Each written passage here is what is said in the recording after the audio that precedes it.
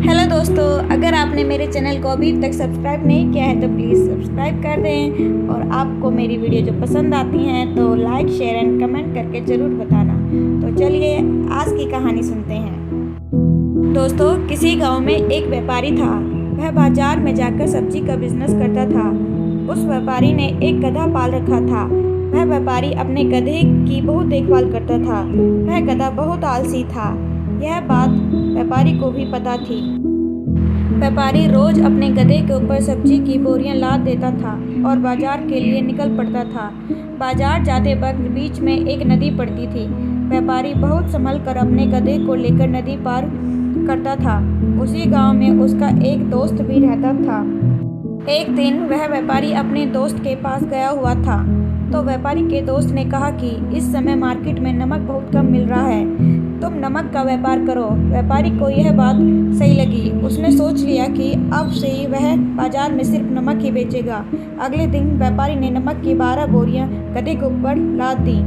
वह गधा जानबूझकर लड़खड़ाने लगा तो व्यापारी को लगा कि हो सकता है कि गधा इतनी बोरियों का भार न उठा पा रहा हो। अतः उसने गधे के ऊपर से एक बोरी हटा दी। फिर भी गधा लड़खड़ा रहा था।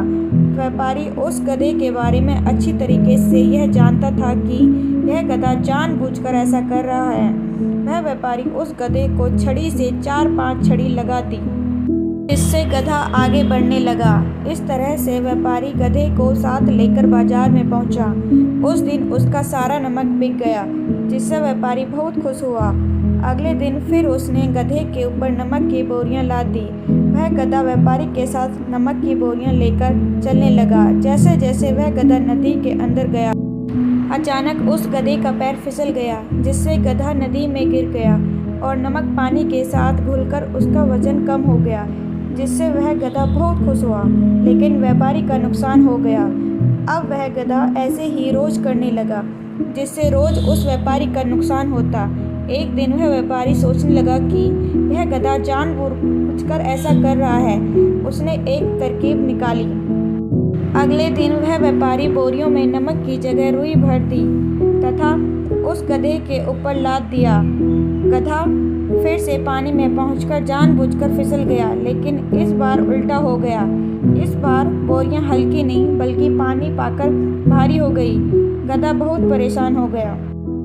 अब इस तरह से वह व्यापारी उस गधे के साथ 3-4 बार ऐसा ही किया, जिससे गधा समझ गया कि मेरा मालिक जानबूझकर ऐसा कर रहा है।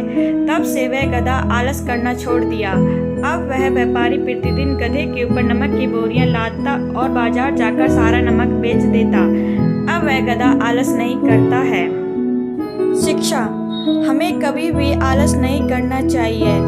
इसीलिए दोस्तों, अपने जीवन में कभी भी आलस मत करना। अगर आपको मेरी ये कहानी पसंद आई हो तो प्लीज़ लाइक करना, शेयर करना एंड मेरे चैनल को सब्सक्राइब कर दो प्लीज़। Thank you.